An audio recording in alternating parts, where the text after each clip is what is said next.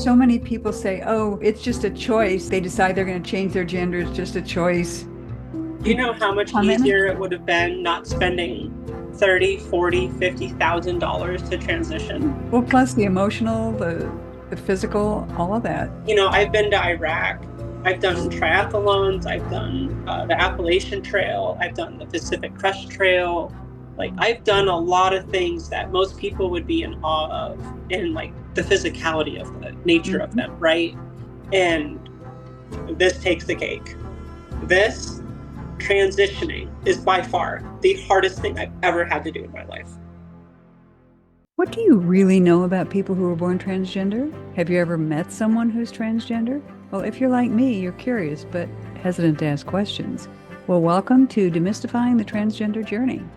In our conversations with people who were born transgender, their families, friends, and the professionals who support them, we ask probing questions and discover insightful and educational answers. You can also find more information on our website, thetransgenderjourney.com. Now let's get right into today's episode. Well, hello and welcome to another episode of Demystifying the Transgender Journey.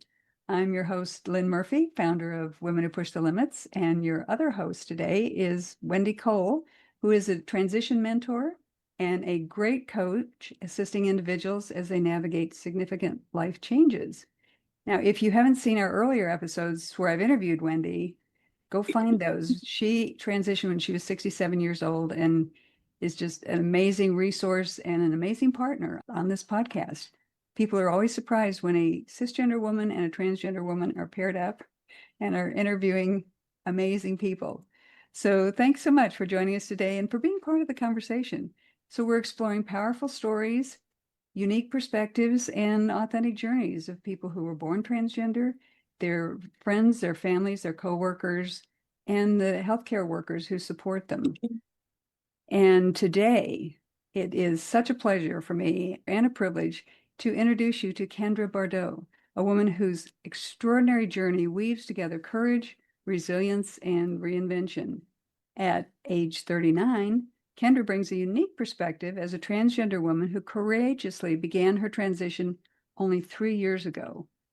Now, before that, she spent, I think it was 4 years, Kendra, in the U.S. Navy on submarines.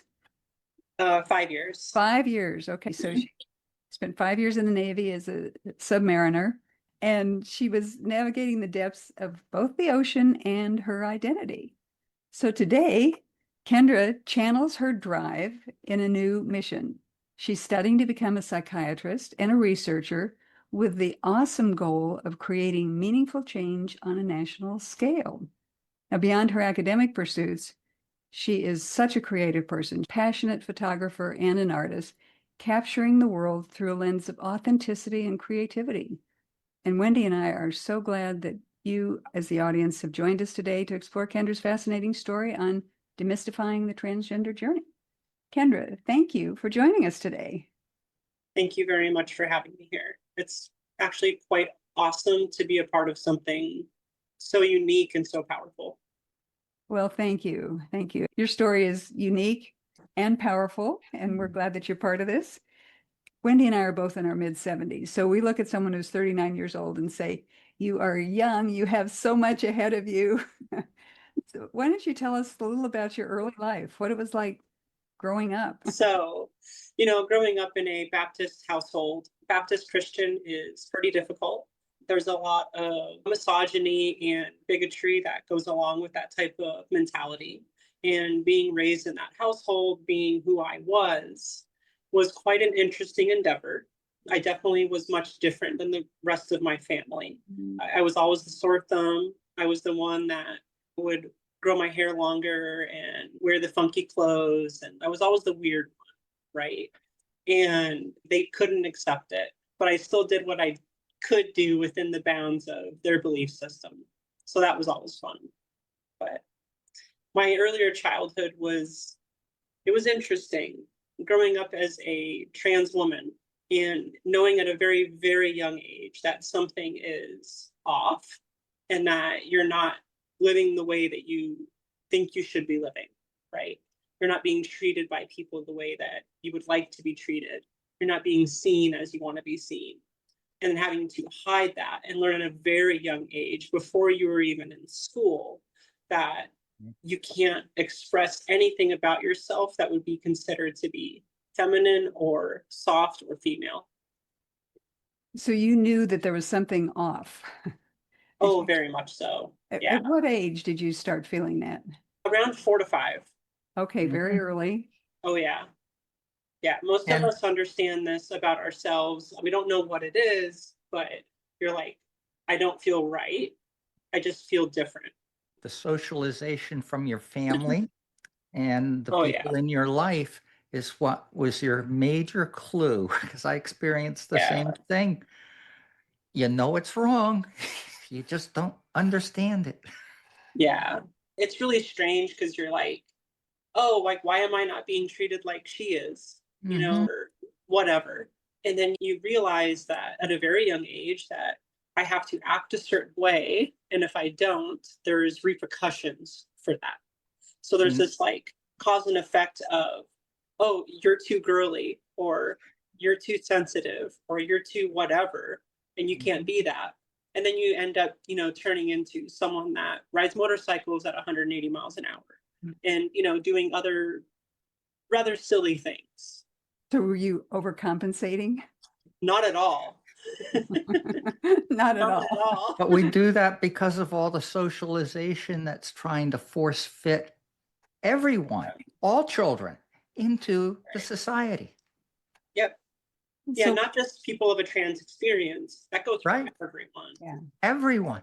But it's extremely impactful when you're someone that's growing up without the capability of even exploring the concept of who and what you really are. Exactly. Well, and especially in a deeply religious home too, there are a lot of things you can't explore, including your own sexuality, I would guess. Oh gosh, I remember the first time I kissed a boy, I was about, I think 14 or 15. I forget the actual age, but I was pretty young. And it was interesting. I really liked it. And I didn't like it to the extent that I was like, oh, I really want to do this, because I wasn't being me. I wasn't being treated as I wanted to be. He viewed me as a boy. Mm-hmm. I didn't want to be viewed that way. I wanted to be viewed as a woman and treated as such. So at that age, you knew. So when did you start trying to figure out what this all was and getting clues about what it was? Were there other trans people in your life, or? It's like throughout your childhood, you would see something on the news. Forgive me for using the term, but just because of what it was, they would say things like, this transsexual, something happened in the news or whatever, or transvestites, or, blah, blah, blah. And those were the words then. Right. Those were the words then. And, nowadays they're understood to be very volatile words in a lot of scenarios. I would like to change that, but, it is what it is. I do kind of feel the word transsexual does apply to a segment of the community. I 100% agree. Like myself, I am post-operative, so I generally refer to myself as transsexual. Some people have a problem with that, but, frankly, one, I don't care. And two, I have changed my sex. I have transitioned to an opposite spectrum of the sex. So. And I found that once I changed my sex, my real sexual orientation came into play. In your gender expression. In my true gender expression, correct. Whereas in the old expression, I wasn't gay. Right. Because I never saw myself as a gay man, like in any way, shape, or form. I had tried that path on multiple occasions. I liked the endeavor. I liked the connection, but not in the way that I was receiving that connection. Exactly. Yeah. Agreed. It's funny now because I am bisexual, but I tend to find women more attractive than I do men. And it's really interesting because you're talking about like after surgery, you found yourself sexually and, this and that, whatever. And for me, it was like, I realized I'm actually more lesbian than I am bisexual or even straight. So. I actually am convinced that there are probably more people who are bisexual than not. Oh, I mean, look at the GOP rallies and stuff like that. Like, come on. They can deny it all they want, but all you got to do is walk in with the ringtone set to the Grinder app notification, and everyone's going to check in their phone. It's so sad. It's so sad. So when you were going through puberty, growing up, knowing that there was something different, that you were not really gay, yet you were attracted to men, all these different things, yet you didn't transition until you were in your mid-30s.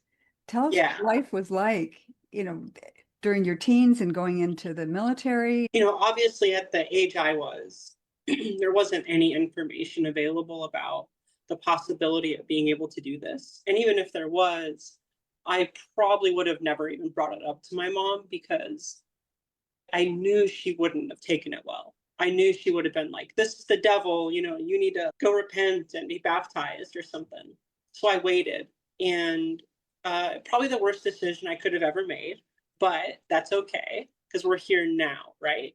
But the thing is when I went into the Navy, I was 19, and I got out when I was 24. And in that 5-year span, it was then within the first year of joining the Navy, actually having access to the internet, because I didn't have the internet when I was younger, Baptist Christians and all. You could only watch like Little House on the Prairie and some other very specific TV shows that had to be pre-screened. They didn't want you to catch anything, right? Oh my God. You might catch the gay. You might catch it. A lot of gay here. Your mother probably thought she had done something wrong. Oh my God. What did she do? Oh, I can't even imagine what goes through her mind. Yeah. I'm sure it's all victim complex stuff. Everything is, poor her, poor everything she has to put up with. That's how it always was. It's always about her, huh? Oh, 100%. Whatever. Within the first year of the Navy, I started getting access to the internet and started researching why I felt the way I felt. Like, why do I feel that I want to, live my life as a woman? Why is it that I see myself as a female? And blah, blah, blah, blah, blah. And you started going down this rabbit hole, and you get into the sexual side of it, you get into the gender side of it, and you just start exploring what that all means. And you start reading other people's stories, and you watch videos of other trans women that went through the process. And they talk about, I started my hormones, and 3 months ago, this is what my life was like. And now all the different changes that happened to them. And this was 15 years ago, 20 years ago, when it was first starting to become more available and people were more knowledgeable about the process and what was capable of being done with insurance or on your own or what have you. And I started seeing that, and I was like, oh my God, I know what the heck is going on with me. I know who I am. I knew what I wanted to do when I was younger. I didn't have a label for it. Now I did. And now I had a goal. And I reached a point in my time in the Navy where I went overseas and I was serving in Iraq. And I was serving in Camp Taji. I worked on the base as a prison guard / escort. So the main portion of my job was to escort people around for security checks and background checks. So we would take the Iraqi locals and we would take them to get their backgrounds done. And then we would transport them to the prison, if they were new hires or what have you. So we kind of ran security for our portion of the base. And during this portion of my time in Iraq, I had to make a choice mentally where I knew what I wanted to do with my life to transition. But the problem was I didn't feel I was capable of being able to do that, right? I still at this point didn't know that this was a possibility as far as within the bounds of me being in the service. And I just kind of had to take a step back and make a decision on whether or not I was going to try to live my life as a man and be the most strong, successful man I possibly could, or, maybe go through with this transition thing. And I truly at that time thought that I would never be able to do it. I never thought I would have the courage or the capability of doing it. And I decided to take steroids. I worked out for years. I got to 225 pounds. I started at 145. I was very lean during this process. And I made a mental shift that I was going to be this big, strong, burly man. And I was going to live my life like that. And it was the worst decision I could have ever made. I still work out nowadays and whatnot, but it's for a much different purpose. It's not to protect myself anymore. It's to, I guess, in a way, protect myself, like my health. But Well, that too. yeah, but not for the other reasons. Now, has the estrogen and surgery reversed a lot of the buildup that you went through as your male representative? Right. I mean, before transition, to throw a number out there for reference, I used to do a leg press for 850 pounds at full range of motion for 15 reps at 5 sets. Now I throw on about 380 pounds and I get 10 to 12 reps at full range of motion for 5 sets. So it's a completely different ballgame. My body weight in the past year has changed, obviously, from being more health conscious and stuff. I've lost about 45 pounds. That's a huge difference as well. Yeah, but like that whole strength factor, it's completely different. Right. I used to do triathlons before, and I went to go running, and like I understand that when you first start running again, it's hard, but this was different. It was a much different type of hard. It was like, why do I feel so heavy? Like every step felt heavy, and it was just really strange, even though I know I'm strong. It's the wonders of estrogen. Oh my gosh, right. Don't even get me started on, instead of only having 2 or 3 emotions, you have the full spectrum now. Well, yeah, but was that girl always there? Were those emotions just kind of stuffed down? Oh, for sure. You just didn't have access to understand what they really were. Yeah. Yeah. So Because like, growing up, you're basically told as a guy that you're not allowed to have displays of emotion in any way, shape, or form. But the only acceptable way that no one can really prevent you from doing is anger. Right. And some form of control, which is again anger. So that's so masculine, right? yeah, We can do that. because I learned at a young age that, trying to be submissive about things, like trying to just take this step back, was not allowed. You had to be that aggressive, go get 'em type person, and that wasn't me. But I had to mask and force myself to do so. I mean, don't get me wrong, I think it helped me in the long run become a more outgoing person, to have more confidence in that area. But it was definitely something that was not fun for me, especially now that I've been diagnosed with ADHD and autism. It's kind of interesting to see why I have felt the way I felt growing up all the time. It's interesting. It explains a lot then to you, doesn't it? Yeah, it's not like a bad thing. You're just like, oh, so now I just have to adjust in this way, help compensate for what is going to help me out versus what might help someone else out. Yeah, more information. In my own experiences too, and I've witnessed it with other people as well, we learn so much about ourselves going through this whole transition process. Yeah. A lot of self-discovery in there, becoming more self-aware and self-accepting. When did you find self-love? Did you have it before or did you find it after? It's pretty bold of you to assume that I found it. Okay. I'm sure that there's some of it there. Well, I mean, there's obviously some, because I go to the gym 5 days a week. I try to watch my diet. Like obviously I love myself to some degree. I'm saying that jokingly, but also kind of seriously, because it's like, do we really ever truly love ourselves? Like I know some people do. Before I transitioned, I didn't even think of that. I mean, just asking the question is difficult in and of itself. So you knew that this was going on within you for years. What was the catalyst? What was the final thing that pushed you to say, okay, I'm going to transition? You know, funny enough, it's really weird, but I think because I got married. You married a woman?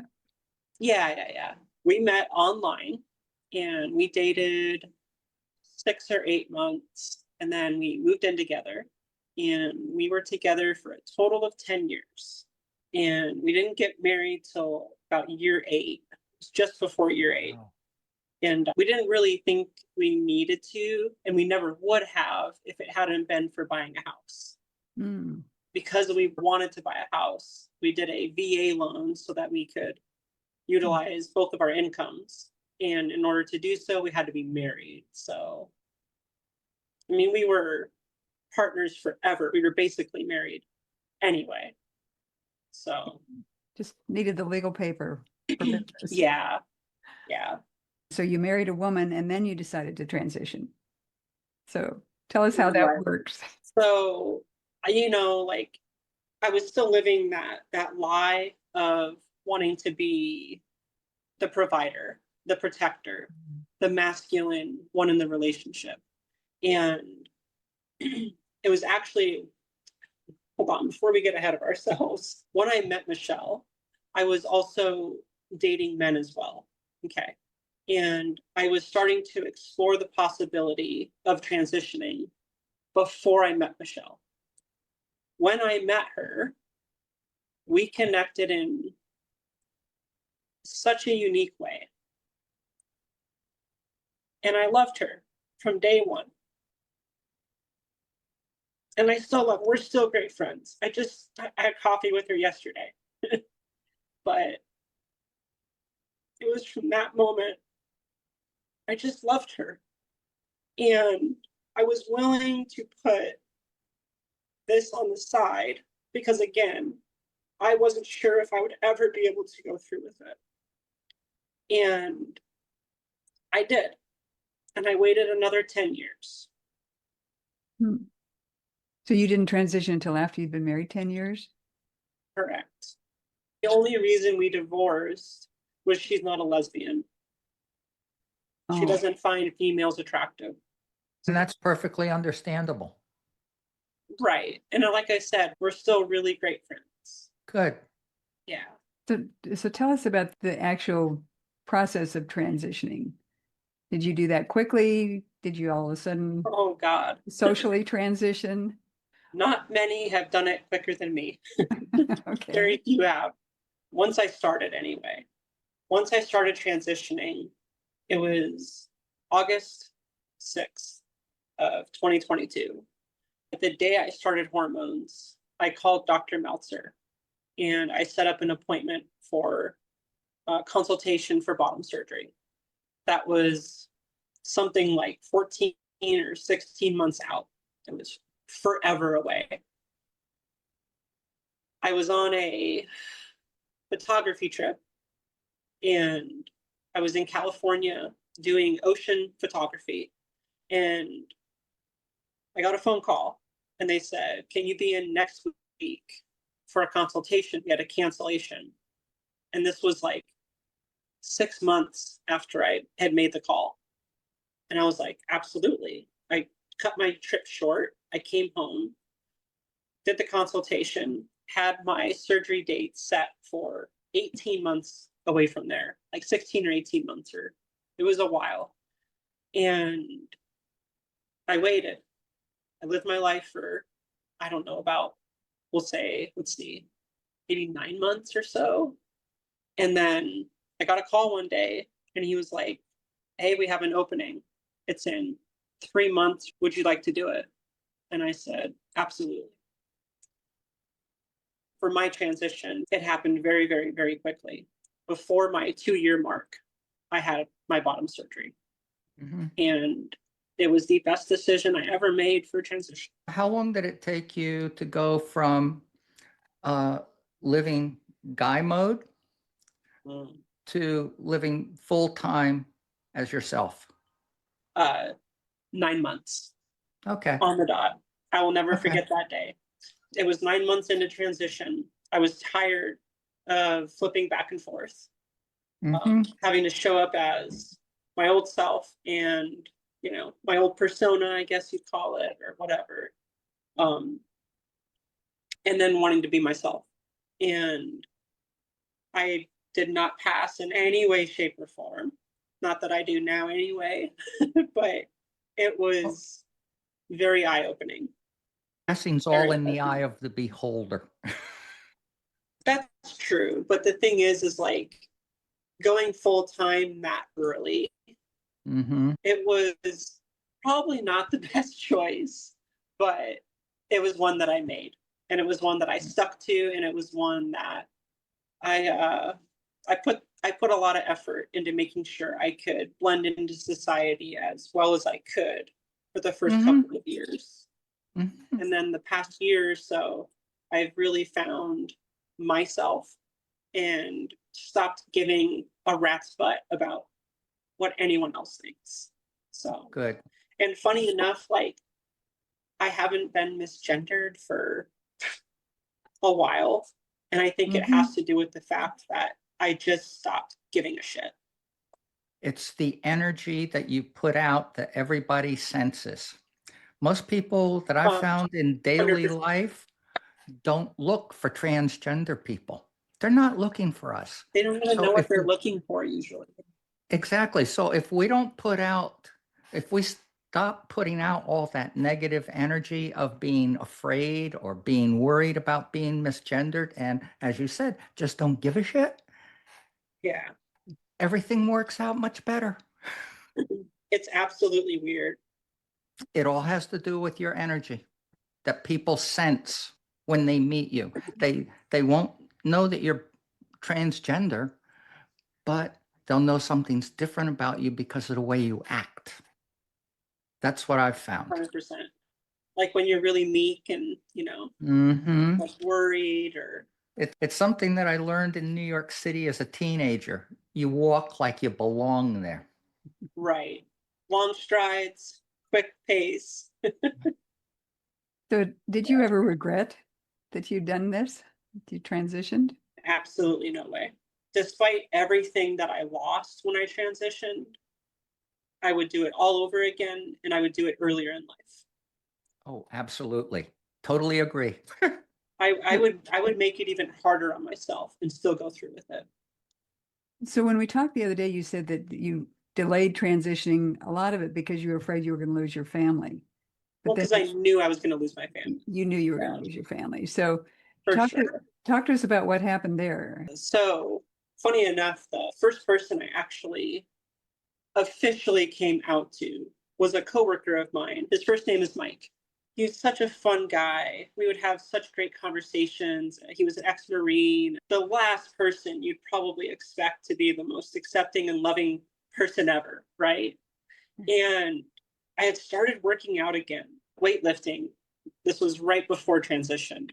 Because I was still doing triathlons and stuff. And I was like, I was experimenting. And I had started realizing what I wanted to do, and I couldn't fight it anymore. I knew I had to do this. I had to start researching it, and I just had to. And I kind of talked to him about it one day, and I got very emotional. And I didn't even say anything. I just told him I had something to tell him. And I had never brought this up. I had never brought anything up about it at all. And he just said, "Are you transgender?" I said, "Yeah, I am. And if you don't want to talk to me ever again, I fully understand." And that's not what he said. So I still keep in touch with him. And he was an awesome, supportive person and the type of person I needed at the time to come out to. Did he support you during your transition? And Oh my God, yeah. Yeah. He just sent me a message the other day. I had posted a picture of myself and he was like, "Hey, you're looking really good." You Oh. know, just being nice. So that was cool. Did you have other people who were part of your support system when you did that? Oh no. No, that was it. Huh? I didn't have a support system. My ex was. So, all right, let's start. When I came out to my ex-wife as like the first person in my entire family.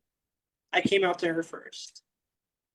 We were sitting at the table and it was not the best timing by any means. We were arguing. And, for some reason, I let it slip. And yeah, she was understandably not happy. She needed time to process the whole 9 yards. So it was a while and it took about 3 months or maybe 3 to 5. And she finally convinced me I just needed to tell my mom. And I wrote a small letter to my mom to come out to her because I knew I couldn't say it. I wasn't going to get through it. So it was a little tiny piece of paper. And I didn't tell her until the very last sentence of the letter. And I could tell when she finally reached that point. And she looked at me and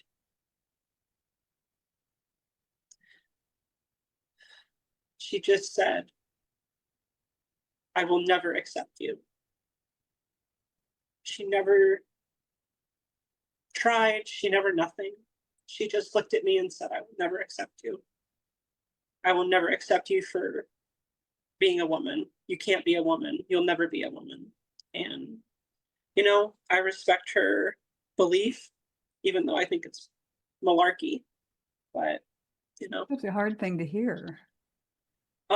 it's a very devastating thing to hear. I mean, obviously, I've done a lot of work over the past few years, and that topic doesn't get me as emotional as other topics do because I've done so much work on that. I understand why my mother couldn't accept me. She doesn't accept herself. Like, if she doesn't have unconditional love for herself, how is she supposed to give me unconditional love?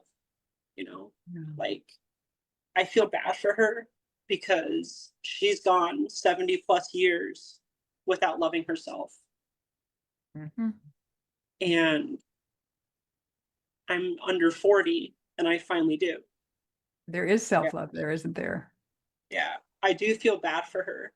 But in the same sense, like, I knew this was going to happen.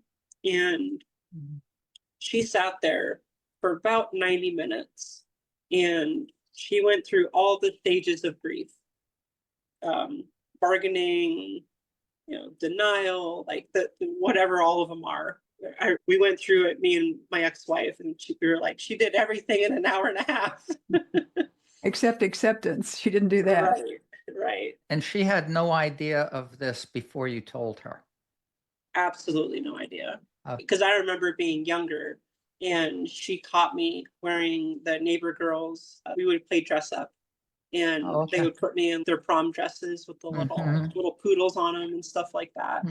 And my mom was like, "What are you, gay?" You know, and you're like, "Oh, I guess that's not allowed." I wanted to go into dance class when I was in high school. That was gay. That, you know, like, you couldn't do men dance. I mean, come on. Like, God forbid I want to do something fun. She wouldn't even let me do art. That wasn't really a thing. Like, once I started getting older, I wanted to do art classes and stuff. And she was like, "That's not productive." So you're doing beautiful art and photography now. Right. And that's what's funny is, like, when I was a kid, I wanted her to buy me a camera because I was ADHD. She was like, "No, I'm not going to do that because you lose interest in things too much." And, like, I understand it. But at the same time, look at me now. I'm making a career out of it. You haven't lost interest. Right. I've actually gotten more interested in it as time goes. Right. Yeah. Because that's what a narcissistic parent does. They don't allow their child to express themselves and they only allow that child to express themselves in ways that makes the parent feel warm and cozy, not in ways that makes the child feel warm and cozy. Yes, because you're serving their needs, not your own. Correct. You as the child. I mean, your mother's serving her own needs, Right. and you're just a Which is vehicle there. a huge segue into going back into like the conversation about when we were sitting at the dinner table and she was, bargaining with me and everything. She tried telling me or asking me to hold off until she passed away, so she didn't have to deal with her friends knowing about it. She was more Wow. concerned about her friends knowing I was transgender than how her not accepting me would affect me.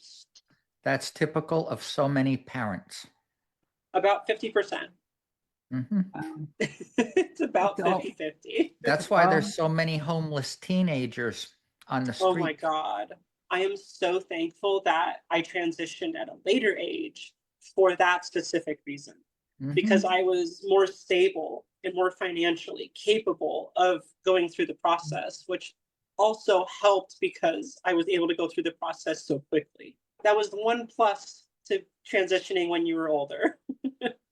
You started dressing in your true gender then? Did you do that right away? You said you were back and forth or some?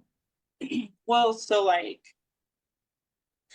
my fashion journey has been interesting. Very interesting. It's gone from high femme to hippie to like basic white girl to now full like alt goth. So what is it that makes you happy? Being able to express myself in ways that make me feel comfortable. Yeah. So like me, I like to wear black a lot. I am wearing just like jeggings today, but usually I would wear like, fancy little pants or whatever. And yeah, just things that make me feel, I don't know, powerful and I guess sexy, Yeah. And black is a very fashionable color. Oh, it definitely is, especially on men. So after you had your bottom surgery, Yeah. what changed emotionally? What were the feelings around at that point, having all that done? I remember waking up and my friend was to the side of me. It was the happiest feeling I had ever had. Knowing that this appendage, this reminder of something that was not a part of who I truly am, was no longer there and would never, ever haunt me again. It was powerful. It was relieving. There was a weight lifted off of my, no, I'm just joking. It was just, I felt lighter. I felt lighter as a person. I felt less inhibited. Like I could truly start being myself without being hindered by this looking thing. Like,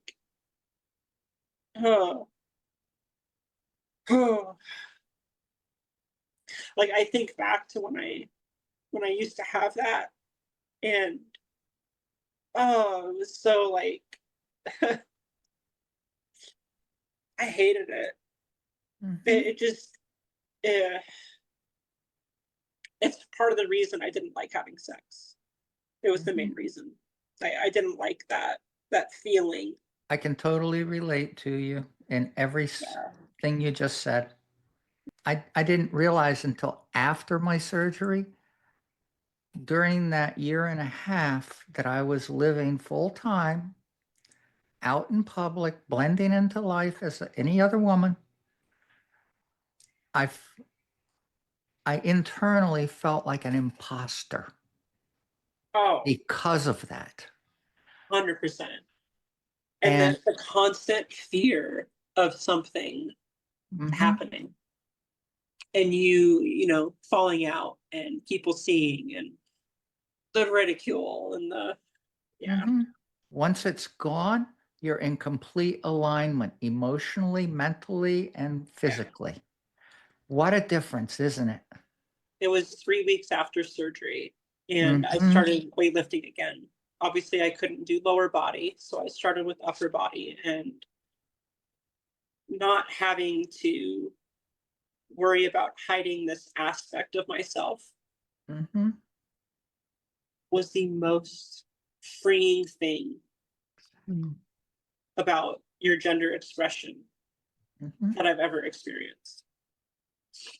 That moment, that first time walking through the doors of the gym, not having to worry about anything, living your life and You could wearing even tights, you could even take a shower.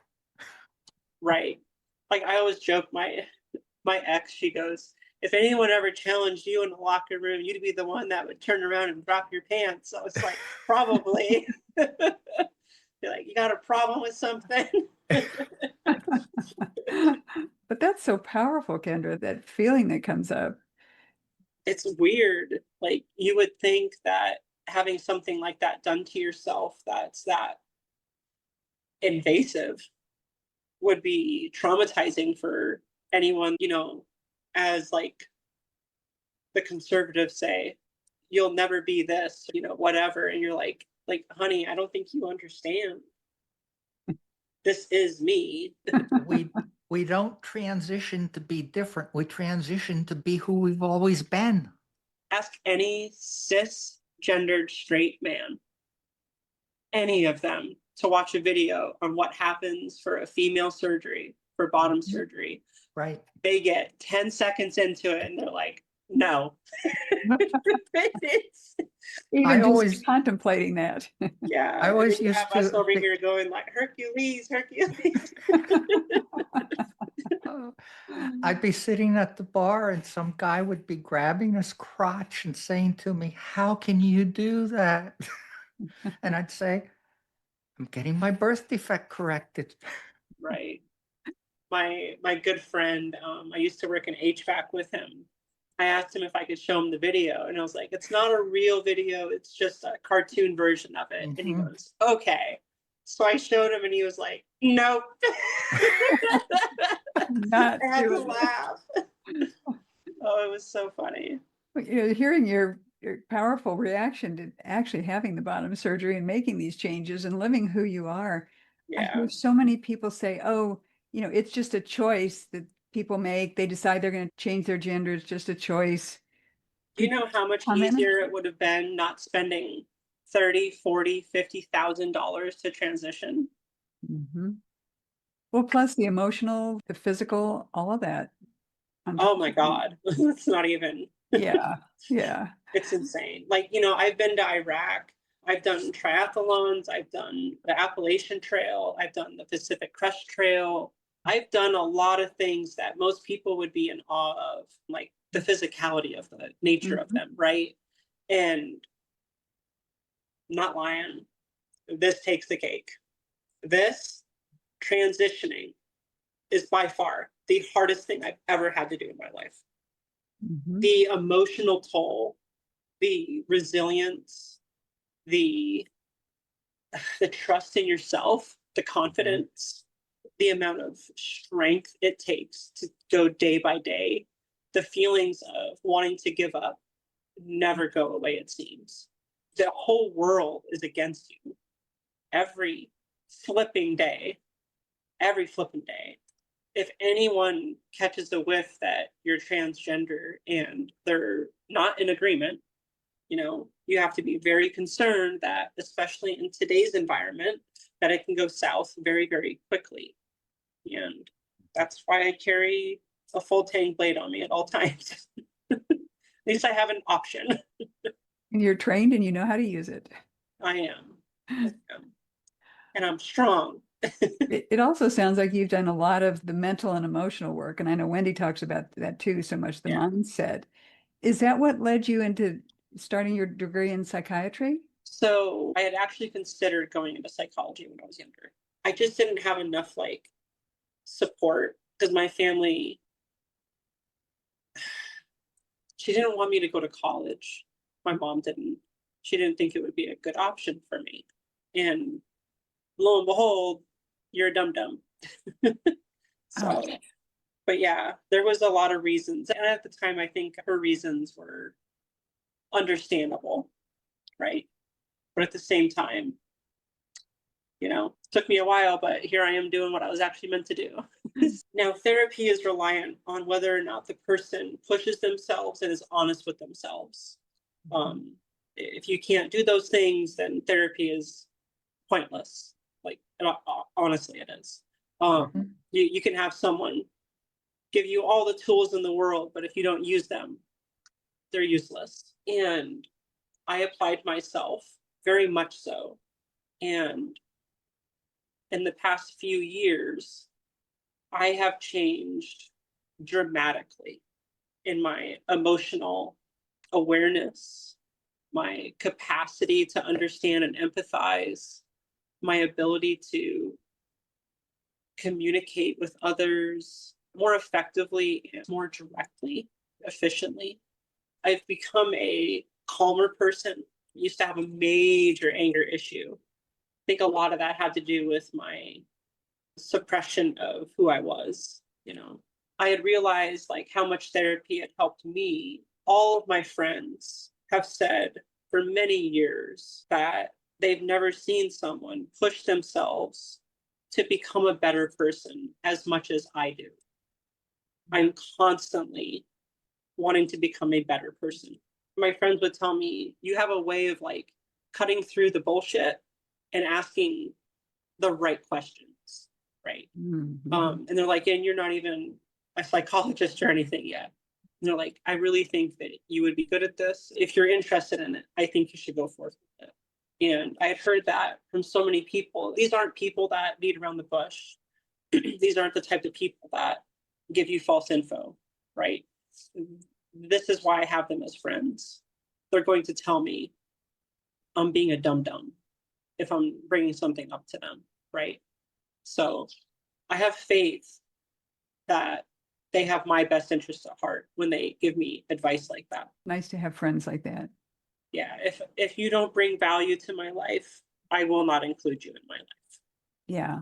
And if I feel as if I'm not adding value to your life, I will reevaluate my relationship with you, because I don't want to detract from someone else's life and make them feel as if they're not being valued in return.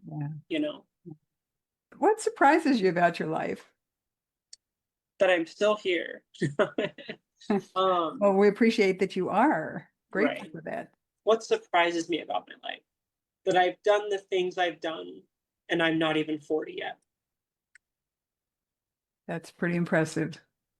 I mean, I've done a lot of bucket list items for people, and I don't think I give myself enough credit for the experiences that I've had.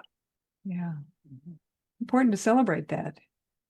Oh yeah. Yeah. It's like a good martini or Whatever it takes. So what kind of lessons showed up in your life that were unexpected? What it means to be used. Okay, tell us a little more about that. To go from giving someone benefit of the doubt to understanding that they've used you in multiple different ways. And when that realization finally hits you, how distancing that information can make that relationship become in an instant. That person goes from you having a great deal of care and kindness for them and respect, and immediately turns around to could give a less. It's kind of a shock then, isn't it? Yeah. It's interesting. I heard this quote from someone and it was really, really fitting. I still want to see you eat. I just don't want to see you eat at my table. Mm-hmm. Yeah. Like, I want you to do well. I just don't want to be a part of that. Yeah. Setting those boundaries. Oh, 100%. Yeah. And I think a lot of it has to do with, like we were talking about earlier, loving yourself. Mm-hmm. Like you asked me, do I love myself? Well, I love myself enough to push someone out of my life Yeah. that I still love, you know? That's really part of self-love, isn't it? Yes, It sucks. absolutely is. It sucks. Yeah. So is that a lesson that is going to keep giving you experience you needed there so that that's not going to happen again? It will never happen again. Yeah. That situation ingrained a guardian inside of me. Yeah. It will never happen again. It That's- awoken a inner demon almost, Yeah. but like a good inner demon. Yeah. That's the thing about these tough lessons is that they're horrible, but then we come out of it on the other end and are able to live a better life that way. Yeah. You know, you seem like such a driven person. All those things that you talked about that you did before transition, doing the transition, how would you describe that force in you? What is that driving force? It's probably the shame I have from growing up, the constant ridicule and, Ah, stuff like that. so you've taken that, and what's the alchemy of that? You've taken that lead and turned it into gold. I think you have to understand that, like, you can't whine about things your whole life, Mm, right? What's the saying? I forget which president said it. Bringing attention to a problem without offering a solution is whining. Stop doing it. mhm. And it's also based usually on our past experiences, and that means you're Yeah. still living in the past. Right. So when I go to therapy, I'll always talk to my therapist and I'm like, I don't want to dwell on what happened. I want to figure out how to work around it and create a different thought process about this. I want to understand it and then move past it.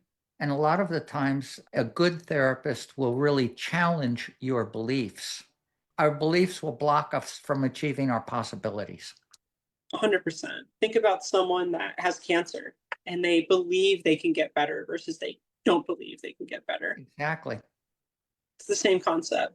Mm-hmm. There was a study done recently where they asked people, there was no mirrors in the place, they couldn't see a reflection of themselves, and they could only see old pictures of themselves from when they were like in their 20s or whatever.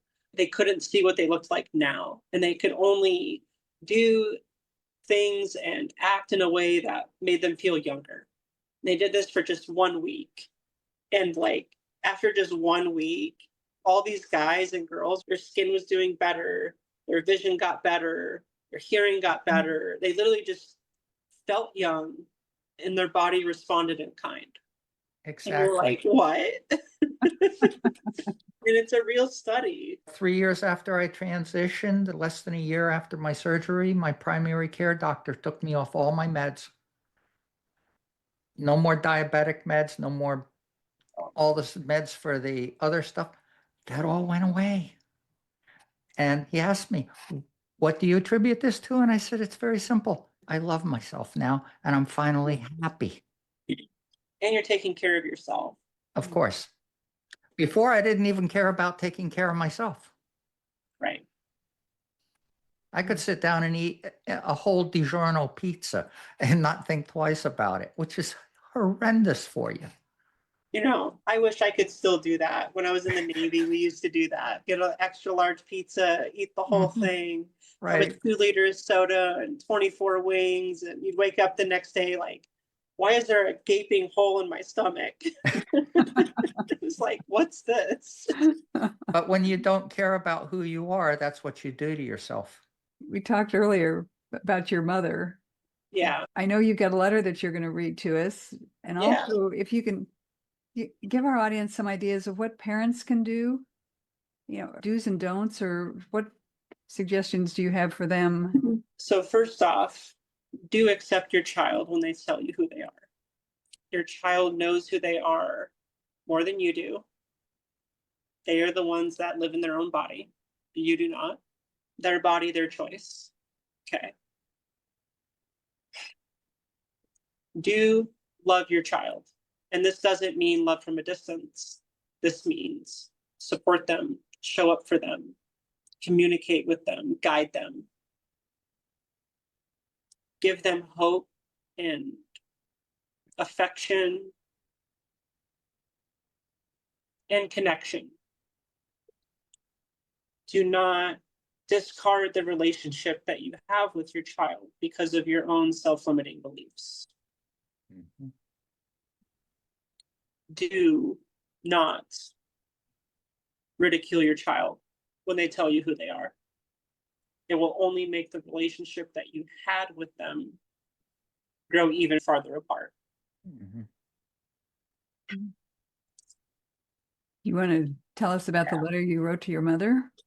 Yeah, so this letter was a long time coming, and after several attempts to reach out to her. One of those attempts was rather frustration fueled, and this final one is how I truly feel toward my mom. Because you two, after you came out to her, then you separated from her. Is that right? Like I heard from her on my birthday twice, and I asked her to stop reaching out to me. Okay. I told her, like, if you're not going to reach out to me with the intention of wanting to have connection, I don't want you to reach out to me. And so this letter was kind of my farewell to my mom. Like I said, long time coming. It was about 2.5 years, 3 years after everything happened. Okay. I have struggled for years now with feeling like I meant nothing to you, and now I understand why. I have come to understand that if I meant enough to you, I would have been included in your life by this point. I'm afraid this will never happen now, which saddens me to no end.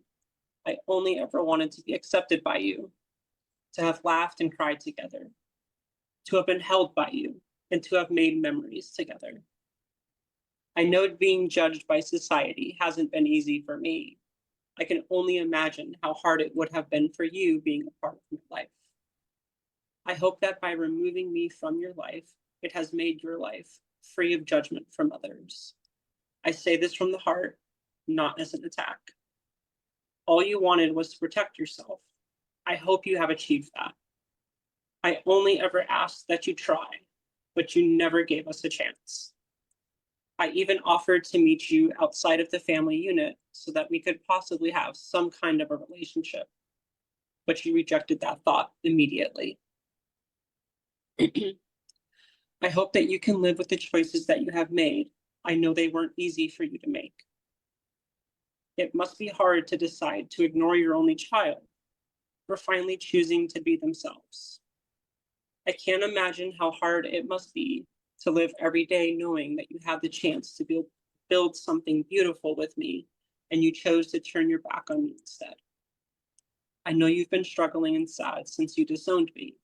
I am not happy that you're sad, but maybe it's a sign that you know what you should have done differently. I have a lifetime of love, happiness, and peace ahead of me. I only wish you were there to experience it with me. All I've ever wanted for Christmas is my mother. Goodbye, Cynthia. I will miss you. Love, your daughter, Kendra. Wow, that is so powerful. So beautifully written. Yeah. Took a few months to write.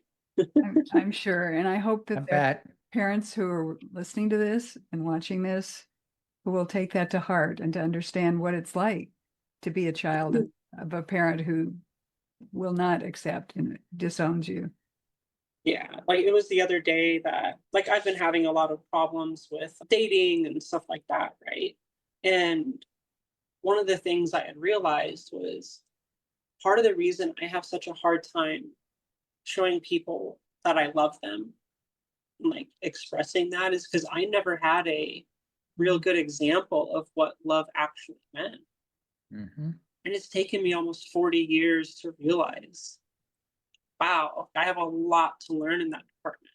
you know, because like she never showed me that kind of affection, or at least not often.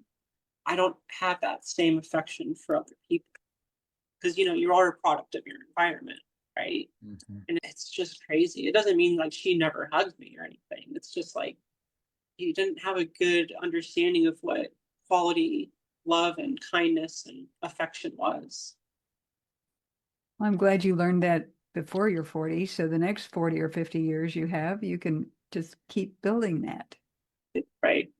There's an episode of a show, Frasier, where him and his brother like found these notes from their mom or whatever, and they're going through them, and they're like, Frasier's distant and doesn't want like physical affection or whatever, and you know, Niles is like subservient to women and blah blah blah blah blah. And like towards the end of the episode, they realized that this was a study done on 2 mice and not them. And during the episode, his brother would be down, and Frasier would be like, "You want a hug?" And he's like, "Get out of here." How funny. So, like, you know, like they finally realize, like, I don't act this way. Like I am, you know, distant or whatever. Yeah. It was funny. Well, Kendra, we've had so much to talk about today. What would you like people who are not born transgender to understand about the transgender journey? We are going through a second puberty, and a second growing up, I guess, of learning who we truly are. We're having to change every aspect of our lives. I mean, for instance, I didn't always sound this way. You know, I had to change that, at least for me, because I wanted to blend in as best as I possibly could. And having a voice that didn't sound like it used to made a huge difference in that. So, you know, like going and taking voice lessons to sound different, to not be scared, to not be at risk of getting hurt. You know, these are fundamental things that we struggle with every day. I had to relearn how to do what women are supposed to do, wearing makeup and dressing a certain way, or, you know, whatever. These, you know, in quotation, so-called things that we're expected to do. I had to learn all that and then unlearn it to become who I truly am. You had to deconstruct all the male socialization you were forced to absorb and reconstruct yourself to match your new identity and how you feel about yourself. 100%. This process, we go through electrolysis, laser, surgery, the emotional aspects of the ridicule and the shame and the name calling, whatever. Physical attacks for many, especially people of color.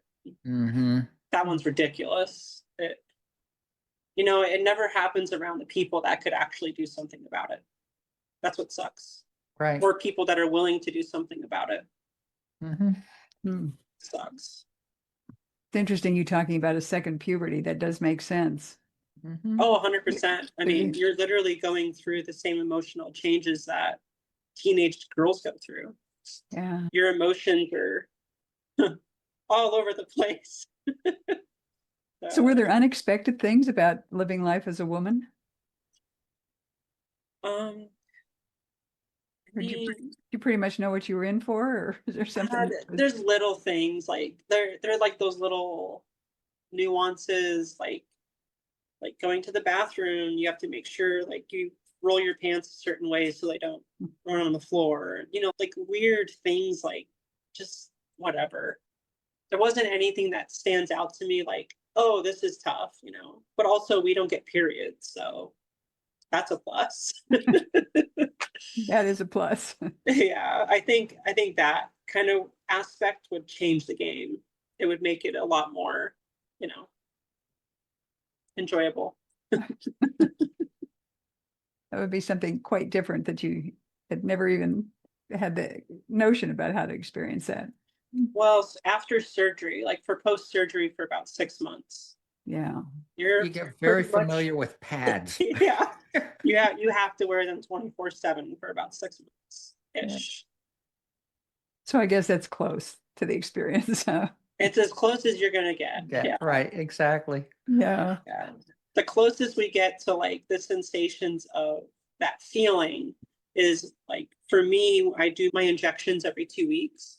And so the last like 5 days or so is pretty rough because, I switched up to once a week. well, I'm going through the VA and whatever they have me, I've considered doing a half dose every week, but I don't know. I don't mind it. I've gotten used to the up and down that Okay. I actually kind of enjoy it now. Oh, And it okay. It kind of becomes familiar. yeah, it kind of mimics like a period type symptom with the Okay. emotional aspect of things because you have Okay. the increased progesterone and all that. Well, just switching up to once a week will eliminate that if you ever choose to eliminate it. Stay strong. So, Kendra, what advice do you have for us as this podcast and this project, and just for allies in general, and even people who are born transgender? How do we build bridges? How do we get across this great divide that seems to separate people who are cruel and mean and worse, write laws that are ridiculous? How do we get across that divide? The times are different. You know, in the past, I might have said, have compassion, have understanding, have patience. Not now. Mhm. Not now. Now you have to show strength. You have to show power. You have to show that we are not afraid. This is not a time for us to sit back and be like, well, let's see what happens. Like, no, no. We need to get off of our asses and we need to fight for everything that we had and more. And we need to start sticking up for ourselves because no one else is going to stick up for us. Mhm. That's very clear. That's very clear. When given the opportunity, people will discard us like we are filth. We cannot let that happen. We have to show people that we matter to society. We are not a stain on society. These are Mhm. people that they're making a difference in society. Mhm. They're putting forth effort. They're engineers, doctors, psychiatrists. Yeah, it has nothing to do with gender, does it? No. No, Yeah, there used to be the I mean, male and female. people ridicule us like we're this like terrible thing, and we're people. We're just Right. different from you. And I understand that it's hard to understand it when you have such a limited worldview and you don't allow yourself the opportunity to expand that view. You keep that view limited on purpose because you're afraid of the outcomes of, I don't know, like being nice. I don't know. It's it's weird. It's just so weird to be like, you can't live your life the way that you live it because I don't want you to live it that way. But don't tread on me. Yeah. Well, it's like the Secretary of Defense now, right? And the president Yeah. saying no transgender people in the military because they're mentally deficient or they're confused or something like that. I mean, some of this stuff is so ridiculous. You know, every time he says something, he has three, every time he's pointing the finger, he has three fingers pointing back at him. Yeah. Eventually, all this stuff he says is going to come back and bite him in the ass. Mhm. It just is. Well, Kendra, anything else you'd like to say today before I ask you about your contact information?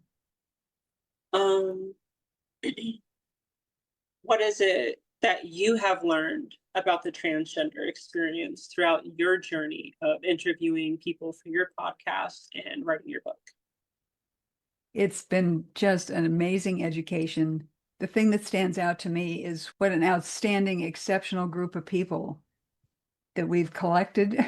And, we've just got a few people, I mean, 20, 25, something like that so far, but just everybody that I talk to teaches me so much and has been so generous. I mean, especially Wendy, so generous with her time and with the ask me anything.